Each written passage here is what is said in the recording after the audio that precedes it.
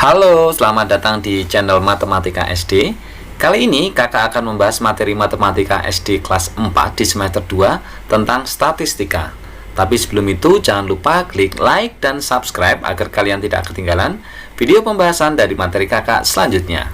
Baik, langsung saja kita ke materi. Apa yang akan kita pelajari pada hari ini?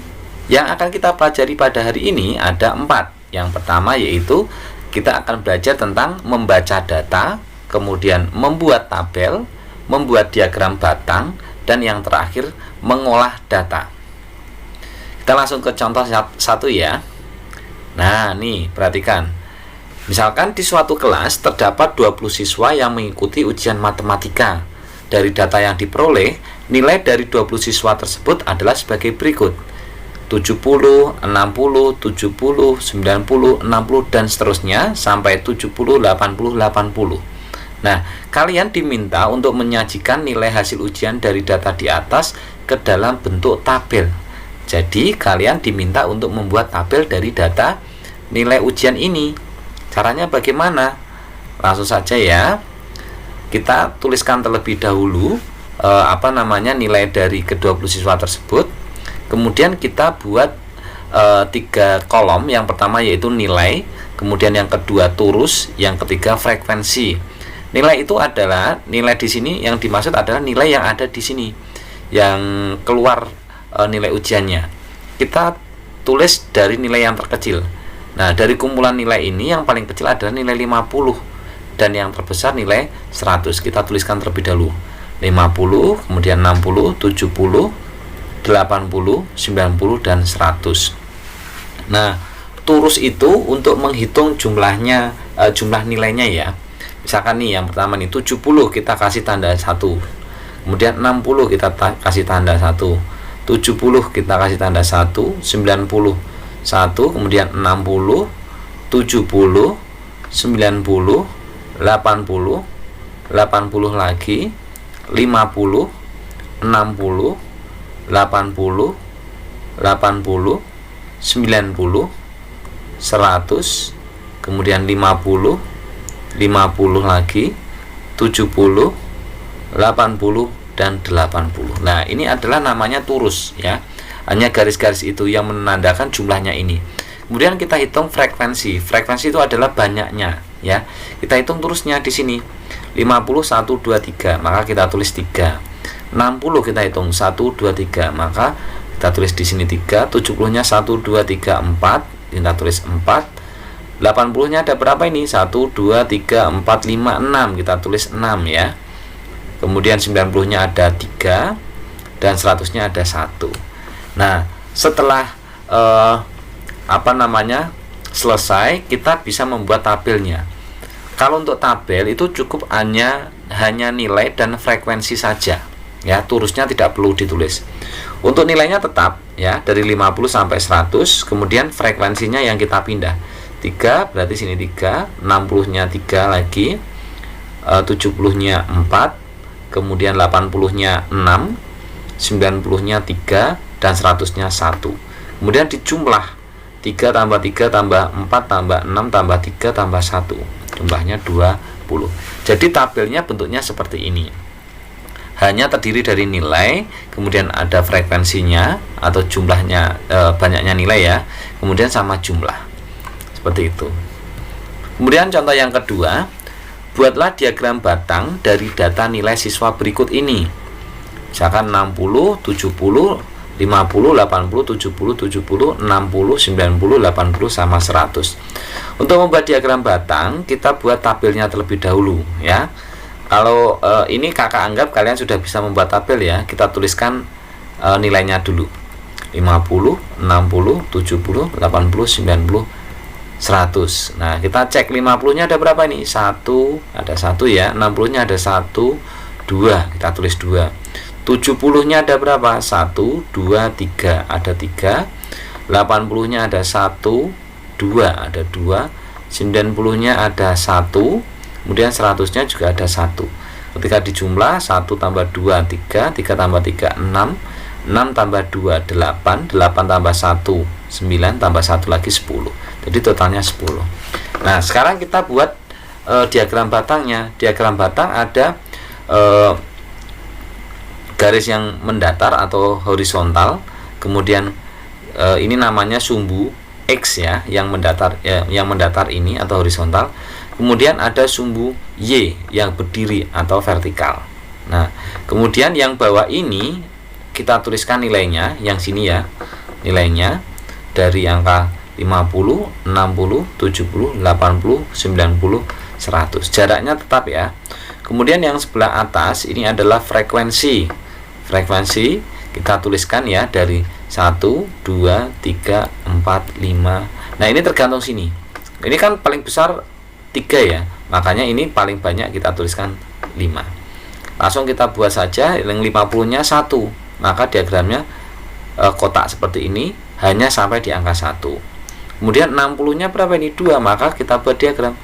Nah, ini sampai angka 2. Tingginya sampai angka 2.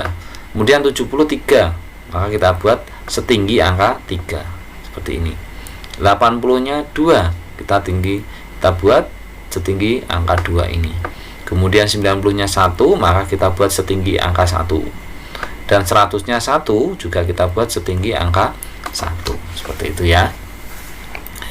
Kemudian lanjut, contoh yang ketiga. Perhatikan diagram batang berikut ini. Nah, kita perhatikan di bawah ini ada nilai ujian matematika. Ini sumbu datarnya atau sumbu X ya. Kemudian yang berdiri ini banyaknya siswa atau sumbu Y atau vertikal. Nah, bagaimanakah cara kita membaca diagram batang tersebut? Caranya bagaimana? Kita baca dulu. Kita lihat nilainya dulu ya. Nah, nilai 50 ini tingginya sampai angka 2. Maka artinya yang mendapatkan nilai 50 ini sebanyak 2 siswa. Kemudian yang mendapatkan nilai 65 ini sebanyak berapa? Nah, ini di antara angka 10 sama 12 berarti ada angka 11. Jadi jumlah banyaknya siswa yang mendapatkan nilai 65 itu ada 11 siswa.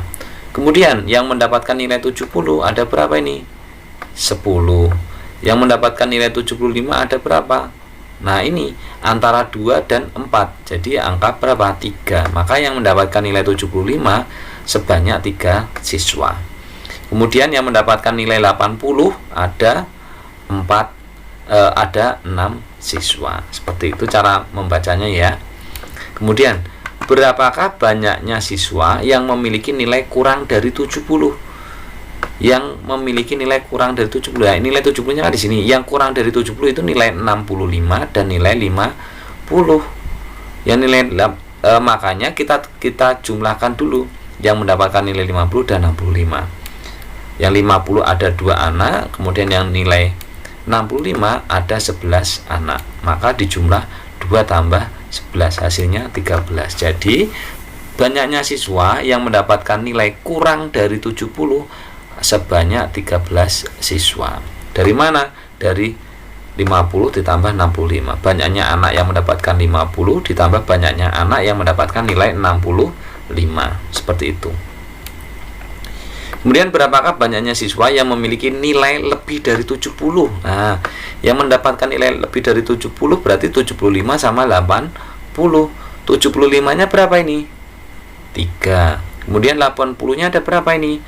6. Maka kita tambahkan 3 tambah 6 sebanyak 9. Contoh yang keempat, perhatikan diagram batang berikut. Nah, ini agak berbeda ya. Kalau tadi diagramnya berdiri, ini miring ya. Yang diagram yang sumbu datarnya atau sumbu X-nya itu di sini menyatakan banyaknya siswa. Sedangkan sumbu Y-nya atau sumbu tegaknya ini menyatakan nilai ujian matematika. Kemudian pertanyaannya, bagaimanakah cara kita membaca diagram tersebut? Sama seperti tadi ya. Yang mendapatkan nilai 50 ada berapa di sini? Ada 2. Yang mendapatkan nilai 65 ada 11. 70 ada 10. Yang mendapatkan nilai 75 ada 3. Dan yang mendapatkan nilai 80 ada 6 siswa. Seperti itu. Kemudian berapakah banyaknya siswa yang mendapat nilai ulangan 80? Kita cari di sini 80. Nah, ini 80 paling atas ya. Sebanyak berapa? Sebanyak 6. Kita tulis 6. Kemudian berapakah banyaknya siswa yang mendapat nilai ulangan lebih dari 65? Yang lebih dari 65 berarti 70, 75 sama 80. Maka kita tambahkan. Yang dapat 70 ada 10, kemudian ditambah yang mendapatkan 75 ada 3, kemudian ditambah yang mendapatkan nilai 80 ada 6. Maka kita tambahkan, hasilnya adalah 19. Seperti itu ya, mudah ya. Kemudian contoh yang kelima, perhatikan diagram batang berikut ini. Nih,